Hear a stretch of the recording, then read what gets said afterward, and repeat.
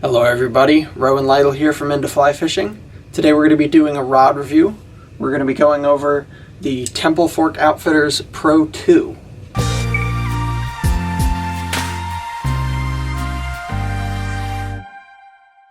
Now the Pro 2 is sort of an intermediate level rod in the Temple Fork Outfitters lineup.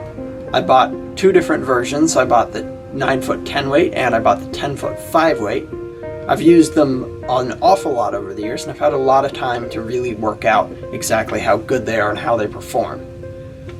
Now when you get the Pro 2, you're really only going to get it with a rod sock. TFO doesn't send a lot of their rods with a tube, which is a little bit unfortunate. That means you'll probably need to buy yourself a rod tube if you're going to do a lot of traveling. A rod tube is pretty important in keeping a rod safe and intact when in transport.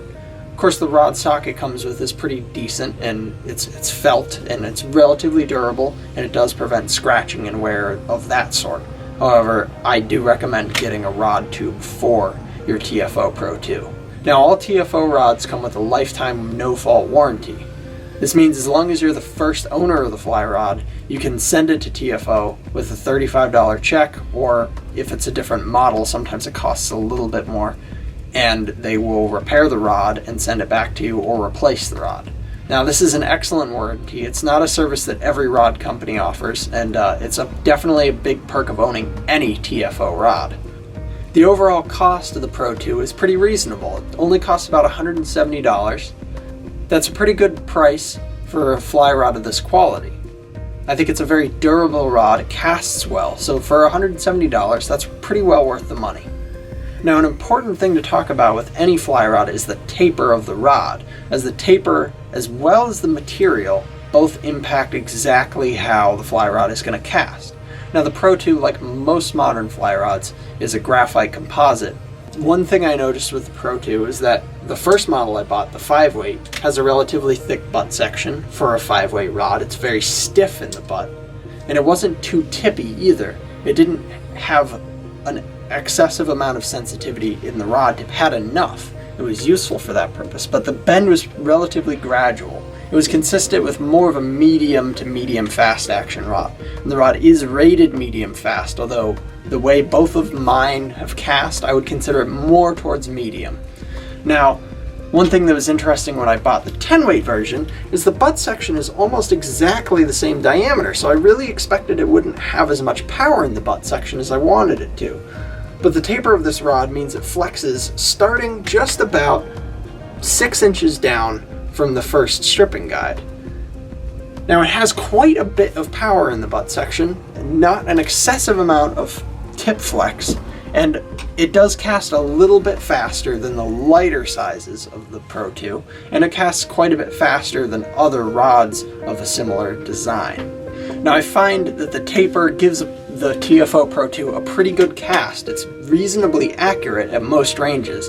Now, of course, since there's a broad range of models from a 2 weight that's relatively short up to 10-foot 5 weights and very heavy 9-foot rods like the 10 weight, there's differences in the behavior of each rod, and some will excel in close range accuracy and not excel at distance, and others will excel at a wider range of distances. Now, my 10-foot 5 weight was a little bit lacking in long distance accuracy. I had some trouble with that rod. It would occasionally hook to one side or the other on longer casts. But my 9-foot 10 weight is very accurate at distance. They've also both been pretty good rods for casting at long distances, and I've had no problem with the right lines and good casting conditions with getting the entire length of a fly line out of the tip of the rod. Now, that means anywhere from a 90-foot to 110-foot cast, and that's pretty impressive and mostly not needed in angling situations. It is on occasion, and it's nice if you're a good caster to have a rod that is capable of that, and I think most of the rods in the Pro 2 model lineup are capable of reasonably long casts. Now, the Pro 2, since it has such a broad range of sizes, is a very versatile rod, and it's something that's worth considering because of that. There are models in the lineup that are very useful for everything from tiny brook trout to big fish like large striped bass and even tarpon. The 10 weight is a pretty good rod for large fish. I've caught striped bass up to 30 pounds on it. I've also fought fish bigger than that and lost them, but it wasn't because of the rod.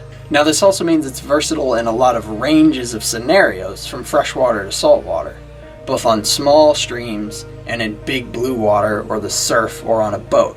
Now, when you're looking for a rod to use in saltwater, you expect good components because saltwater does cause more rapid corrosion than does freshwater. And I've had absolutely no problems with the anodized aluminum reel seat and the guides. They don't seem to corrode any more quickly than components do on my other rods. That makes these quite durable rods. I've even had minor accidents with both of my models that I would have expected to break them or at least render them somewhat useless, and in neither case did it. One was while biking with my 10-foot 5-weight. That's not something I necessarily recommend, but all I had happen was the rod got scuffed up a little bit. And my 10-weight actually flew off an unclosed rod rack on the top of a friend's car one time and landed in the road while we were traveling. It only got minor scuffing as well, and I fished with it the rest of the day. It's been almost a year since that happened, and the rod's still performing well. I've caught big fish on it since that time. As far as durability goes, I'd say that gives the Pro 2 quite high marks. Now, the cork handle itself is a lacking factor in this rod, I've found. As with most intermediate or low-level rods that don't cost a whole lot, the cork of the handle is filled a fair bit. And if you're going to use a rod an awful lot like I do, that means that fill will come out and the cork will start to lose some of its durability. And unfortunately, the handle on my Pro 2 10-weight got so bad that I ended up giving it a wind grip here to cover up. You can kind of see where the cork has started to come apart and has no longer got its integrity. And this is unfortunate.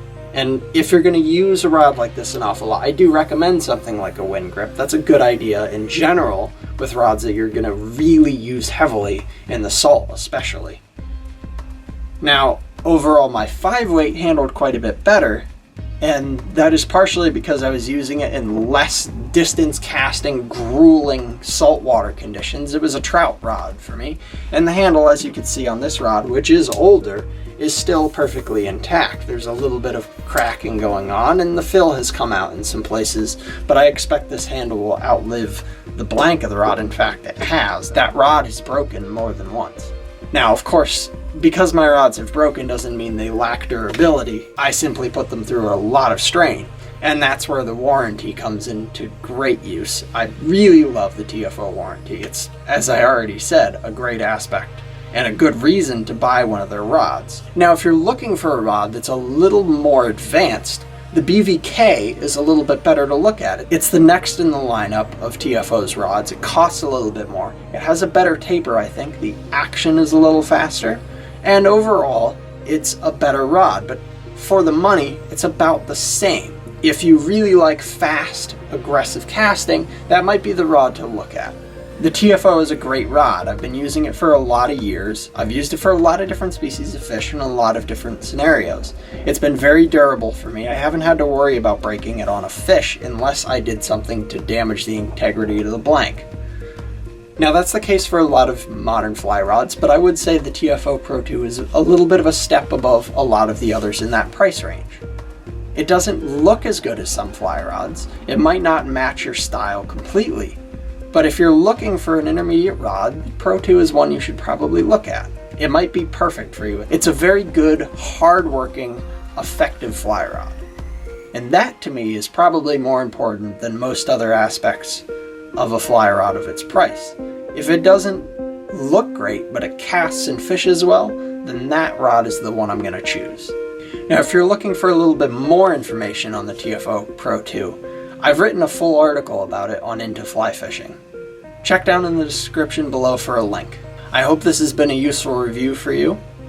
Tight lines, everybody. Don't forget to like and subscribe. I'll catch you next time.